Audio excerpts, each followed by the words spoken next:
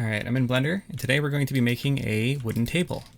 I'm going to delete everything to start off with, and I have the hotkeys on the screen in case you missed something here. I'll try to explain everything, but if I might occasionally miss something, in which I would just expect. Just kind of improvise a little bit, because there is going to be a lot of that. Blender can be a little bit intuition-based for a lot of these things. I'm moving this down, and this is a pretty cool kind of way of navigating here. If I select that top face in face select mode and I go GZ to select it, I'm holding Control and Shift so I get more and more precise. If I just hold Control, it does snapping, but Shift adds these slightly more precise sub increments rather than these big lofty ones that may be a little bit too much.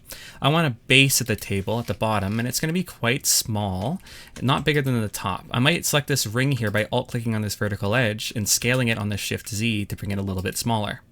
And then I'm going to take the top, I'm just going to GZ, I'm just going to eyeball this one. I actually really don't need that kind of precision anyways here.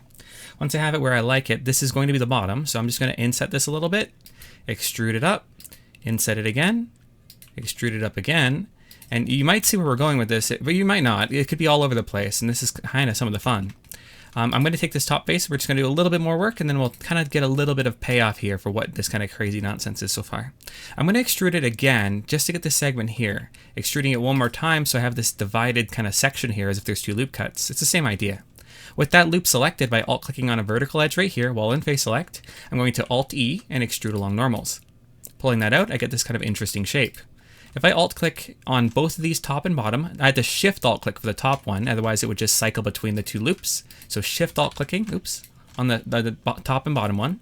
If you accidentally do what I just did there, Control Z, you retain your selection, it just undoes one step. Anyways, this is a little bit too big for what I need, because I'm going to actually bevel this, and you can see it goes through itself. If I press C while beveling, it'll clamp it, so it bumps into the edge there, which is pretty good for what we're trying to do here. You can see that I kind of messed up. For what I want to do, I kind of want maybe a little bit more detail there. I think we'll just go with it for now because there's something kind of fun we'll do in just a sec. I'm going to let it clamp with the C button held, right? Or sorry, pressed. If I don't have C pressed, it'll go through itself. If I press it, and I don't have to hold anything for this, it'll bump into that bottom and stop. I'm going to pull it all the way, and then I'm going to click. Now, that is actually stuck there. Like you can see that there is an edge right on top of another one. So I'm actually going to select all. I'm going to do M, merge by distance. So I know I've merged that edge. So now if I alt-click right here to grab this edge, you can see if I grab it, there's nothing underneath that. It's really important to do this because you don't want that to be all messed up. Let's actually, I think I might reverse a step here though. Just keeping in mind, this is a really cool idea. There's one more slightly better trick I want to pull off with this kind of face here. Since we are kind of limited on space and it's not going to be a perfect loop there, I think what we'll do is I'll pull it all the way out to apply it, but then I'm going to open up this bevel menu on the side. I'm going to go into custom. I'm going to change the preset to some of these different options like cornice molding or even crown molding, right? I kind of like the cornice molding, and we'll probably manipulate it a little bit. You can bump up the amount of segments here to give it a little bit more detail, or less, depending on how you feel about it. I think less is pretty good here because we can kind of probably add a subdivision on here and do something quite fancy in just a moment. Yeah, actually, I think that's a great idea. I'm going to select the bottom face here, and I'm going to delete it. So this is what we have currently so far. I'm going to take the top face. We'll pull this down a little bit. I'm just going to extrude it out right now to get a base for a table. I like this little ring here. I'm not sure why. I think it's just kind of fun. So I'm going to go with it. I'm going to alt-click on this edge here, Alt-E, and pull that out. Not too far. I don't want it to be the full table yet. I actually want to do something fancy. Alt-clicking on this edge here to go cuts across. Shift-clicking on this one so I have that entire top. Extrude it one more time. About as thick as we want the surface of the table. I think about there should be fine. I'm going to alt-click on this one, Alt-E one more time, and extrude that out until it's really thick, like a giant Nordic table. Now this is kind of cool, but it's very low poly.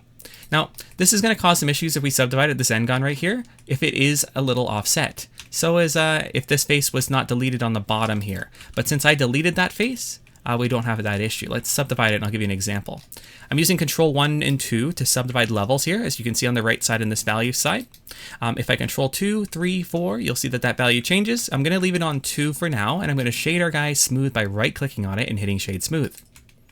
All right, now that that's done, I'm kind of happy with this. I'm going to go to the top of the table. I'm going to stay in Edge Select mode, and I'm going to Alt-click on some of these edges here. If I Shift-E while those edges are selected, I'm actually edge creasing them. And what that's going to do is it's going to kind of pull them into form here, just sharpening them up. As you can kind of see if I get really, really close. As I pull away, it just tells it to kind of pull that geometry that it's creating with those loops. a little bit more freely towards the edge that I've defined, rather than leaving them all spaced out. I can actually scale this one up to kind of incentivize that push so that there's more detail within this region here. Since I have 2 loop cuts on that level, it's essentially taking 2 more cuts just like this and then evenly spreading them out, whether or not it jams them into the corner or keeps them up relatively distant. That entirely depends on how far you crease it. I do not recommend pulling that all the way, as that'll look very fake in the end. So I recommend relaxing that quite a bit. So I'm going to shift alt click on these 2. I don't need this one over here. And I'm going to pull this all the way for a sec, and then I'm going to shift E again. I'm just going to relax it just until it starts to move, and a little bit less. I think that's pretty nice, because it gives us a specular highlight that just looks a little bit more refined. I like it how it was on the top, but I'm not so much a fan on the bottom. I'm just checking my scale. If we didn't do this already, if I was to scale this up, it could cause a couple of issues. So we Control A, and we're going to apply our rotation and scale. Your Control A menu may look a little different because I have an add-on that adds a couple more features to this menu. But Control A, and you want to apply rotation and scale, and it'll be in a drop-down menu, like similar to the right-click. All right, now I'm going to tab back into edit mode. I'm just going to check some stuff here. We don't have any loops to support this, so I'm going to Control R. I'm going to hover over one of these edges, and I'm just going to slide it closer to that edge, just to do the same thing that we kind of have going on the top. Kind of refines that a little bit. This is going to be relatively high poly when we apply it in the end, as if you would see it like this. Now, typically I don't recommend actually applying it, because it's not necessary if it stays in Blender, but if it is a game asset for some reason, it would benefit to apply it right before export, not when you're still having it in Blender, because you generally want to keep your working model as blocky as you can, so it's really easy to kind of rebuild from. Relatively low poly and with a subdivision kind of design, like reinforcement loops and such, just to kind of help guide it. Otherwise, we're just going to run into some slight issues. This guy might cause some issues, so what I usually do is I'll crease this guy to 100% if it's an N-gon, just to avoid those potential issues. It also helps if you were to crease this guy as well. Since he's also on a flat edge, I can crease that to full, and I'll know that this whole flat surface is now going to be retained. Essentially, these guys are now protected. If I was to pull this guy down, you will notice that that guy does not have any issues, while if I was to not crease this guy and leave him alone, doing that exact same thing, you would probably see some of these issues start to form. It's going to be hard to really emulate that with this subtle surface. Let me see if I can kind of create that for you real quick. But yes, there we go. That's what I'm looking for, the signature kind of zigzag pattern of forming on N-gons, because it's trying to triangulate this and it just can't really figure it out. So going back, that's the benefit here, is just creasing this guy to 100% is going to protect that N-gon in the middle. Even though this is a flat surface, still a good practice to have. I did not flatten that guy back out, but here's a cool trick for that. If I grab this guy, I'm going to go over here, set this to vertex mode, so that when I hold Control while grabbing something, it's going to snap things to the edges of, the vertices, since I have it on vertice mode, that I select. So I'm holding Control, and it's basically saying which vertice do you want to hover over that you're going to sample the height of to apply to my current selection. So if I GZ, hold Control, I'm snapping that to the Z axes. It is important to hold it's important to press the axes that you want to manipulate, or it's going to snap it directly to it, which is a little bit silly, right? So for GZ, hold Control and snap it to a specific vertice. All right, I'm kind of happy with the table, but we'll do a little bit more, have some fun with this. I'm going to add another loop cut right here, and I'm not sure if we want to scale this in, but I kind of think it looks kind of fun, so we might do that. And maybe we'll take this a step further, and I'll bevel it. I'm going to scroll down so it's just a single bevel. You will notice, since we applied that bevel earlier, it is using that same profile. In this case, I only want to do a single bevel, but if you wanted multiple cuts in here, you could switch this back. If anything, if you're not sure what you have changed in here, you can just hit backspace on all the options while hovering over them. It usually does reset them to the defaults. Maybe that was a bad example here because it is not going to remember them, since these options are reset every time that we apply them. But typically, if you just set it back to super ellipse, it's going to be exactly what you start off with. And if I was to bevel again, no matter how many cuts I add, it's not going to do that fancy kind of crown molding effect. All right. So let's keep this back to what is kind of simple here. I have this shape right here, and the reason I did this is because I want to select that boundary of this, so I have the top and bottom, and I want to crease that out and make this kind of like a bulbous shape in the middle. So what I'm going to do is I'm going to alt-click right here, Shift Alt-click up there, and I'm going to crease these guys to kind of create that little kind of dimple at the top. Control R in the middle, I'm going to get out of X-ray. I'm using Alt-Z for my X-ray, by the way. It's very important to have that just because it's nice to be able to sample and see through when you're working in Subdivision. Otherwise, it does, obviously, you can see, cover up those edges, and it makes it hard to really get an understanding of what we're working with. You can indeed turn this on, but it moves your edges around, as you might see here. And that can be very disorienting when your edge looks like it's close to another edge, but no, it's not getting any closer, but it'll actually be sitting directly on top of it. So I really don't recommend turning this mode on unless you really need it for something, or if it's a model that is already finished and you're just making subtle adjustments. For the most part, just use X-ray and alt-click on the edges you need and then swap back. If you have your G-force overlay popping up in front, you may want to go into your settings over here and then go into keyboard shortcuts and delete all the shortcuts that are relevant to Blender. I think Alt-R and Alt-Z are the two. So Alt-R and Alt-Z are the ones you want to turn off for that. Maybe switch them to Control-Alt-Shift-Z and R, like conversely there, just to make that a little bit more intuitive. Anyways, back to what we're doing here. I'm going to scale this up just to kind of create this kind of more of an interesting shape here. I'm going to alt-click on this edge down here and crease that with Shift-E. And maybe we'll do that again over here just to kind of keep that pattern going on of some interesting shapes. We'll keep that going down all the way just to keep that as like a hard, like beveled wood kind of look. I think that's kind of fun. Now, maybe over here we'll do the same thing. I'll just scale this one in, bevel it once, and then I'm going to actually do something fancy because I actually use a hotkey, which is QQ. Because I have HardOps, it's actually Q twice. If you press Q when you don't have HardOps, it'll be your quick favorites menu down here. But since I have it, it's QQ, and then I'll be in the same menu. So QQ brings me down there, and then I have select boundary loops, which is S. That'll select around my selection. As a quick example of what that's doing, if I was to select a couple of interesting faces here, and I wanted the outline of what I selected, hitting that hotkey will select the outline, which is very cool because I can do some pretty fancy stuff here. Now, if you want to do what I do with this, you can go to your select menu, go down to loops, go to select boundary loops, right click on that and add that to your favorites. Now, if you go to just Q once for you if you don't have HardOps, it'll be select boundary loop. All right, continuing. Going back to this middle here, since we have that, if we have the selection and I do my QQS, I now have that selection around the edge and I'm going to crease that just like before. Control R in the middle and scale that up. I actually don't like that going up so much. Maybe we'll pull that down and we'll do something slightly more interesting here. Might scale up one of them to come outward, and then this one can come down with the other guy. Maybe pull that up a little bit. How does that feel? It'd be very hard to dust, but I think it's kind of an interesting shape. We'll just go with it for now since it's a relatively simple design, and I also want to cover materials today. I'm going to alt-click on this edge, scale it in, and GZ to pull that up. That is quite interesting. This can be quite fun, by the way. It's kind of cathartic with the kind of creations you can make. Like I'll leave this one as a nice bulbous shape, and I'll just pull it down a little bit, maybe increase it in, and just kind of play around with that dimpling shape by creasing this inner ring right here too.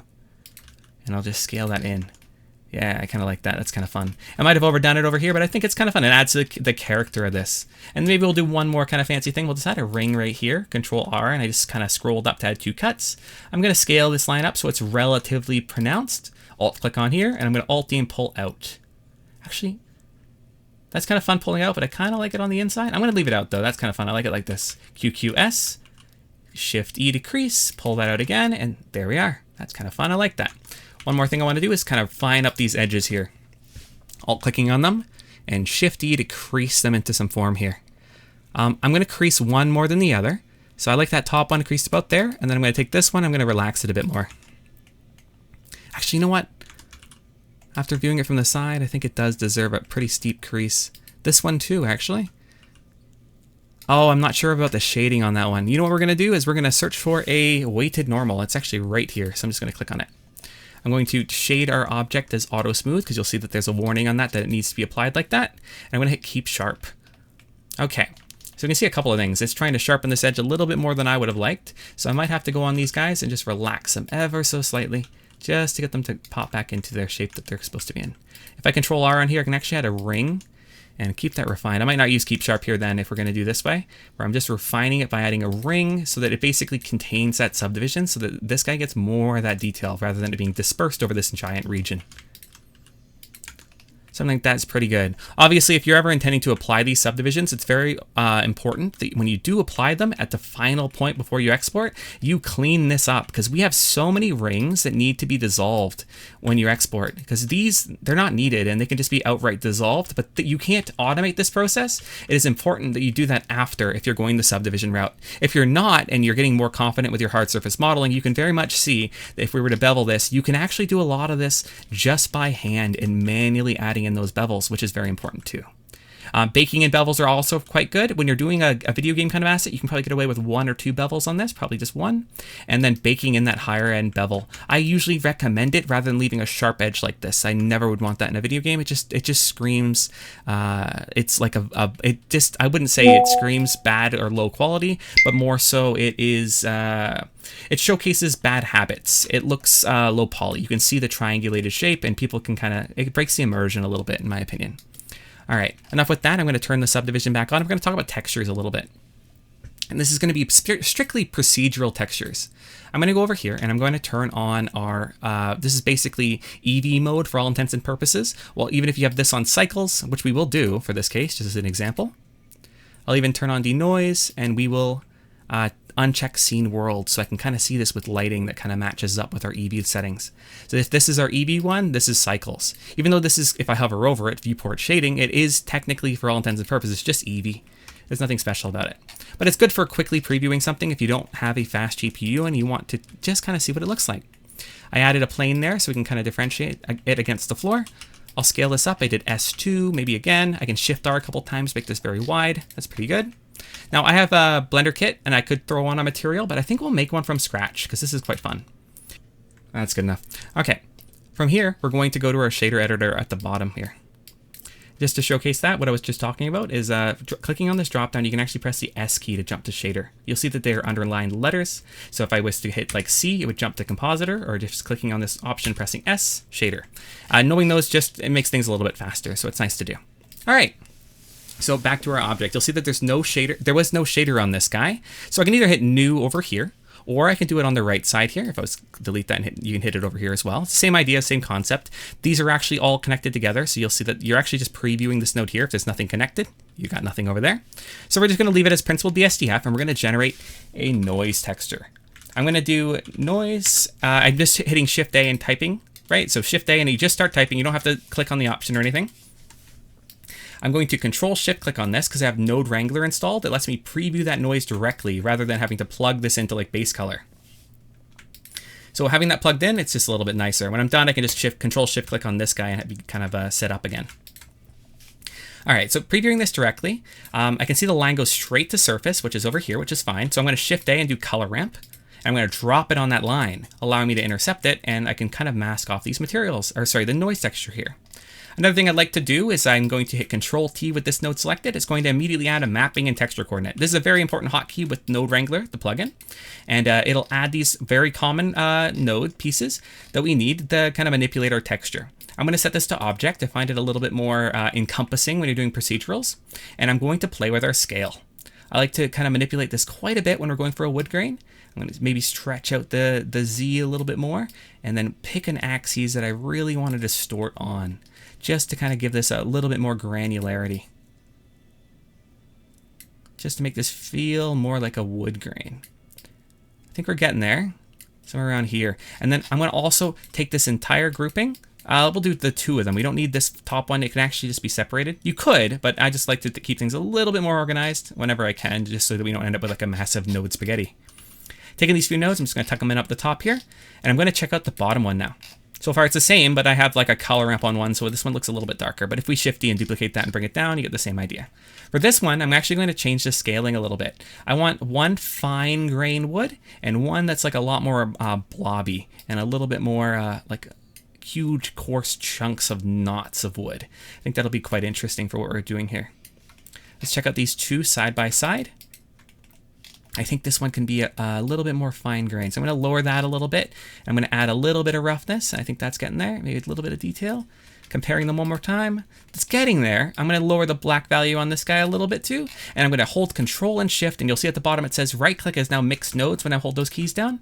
I'm going to Control Shift to right click and drag, and when I'm doing this, it's dragging to mix the nodes that I select. So I'm going to hover over this one, and I'm going to let go.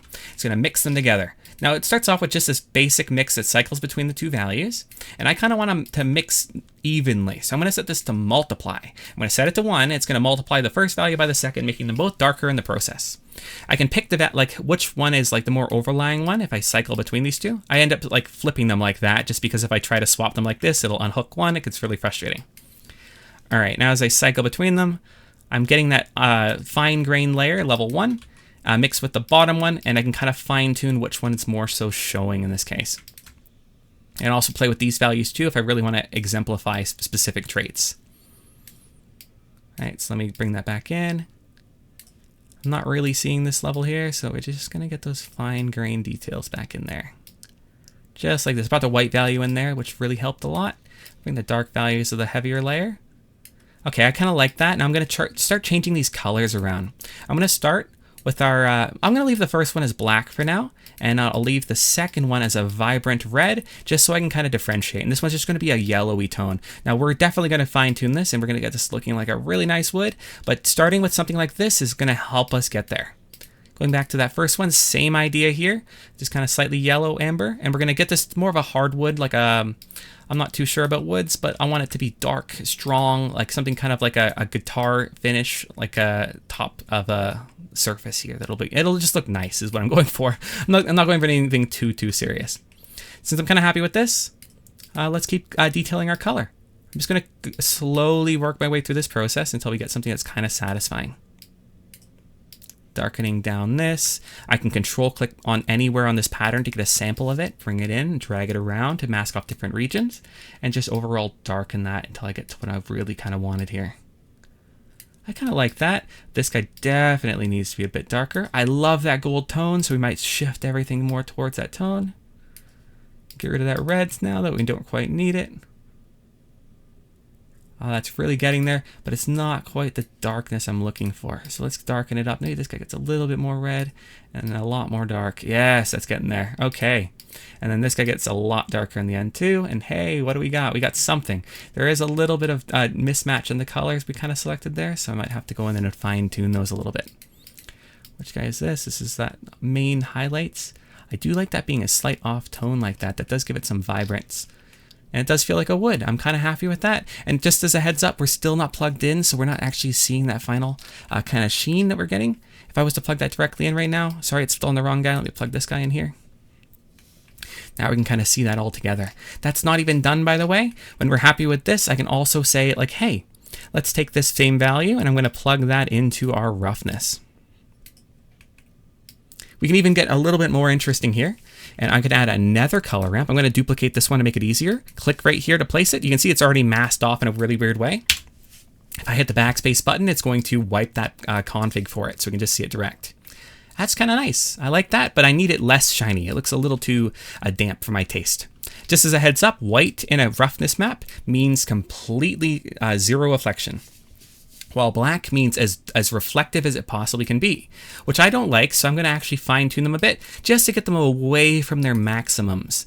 And I want to bring in some of these details, but let out a lot of the rest so that it's really only reflective, mostly in like the more obvious spots. And that's not too bad of a finish, but I still think it could be lightened up quite a bit.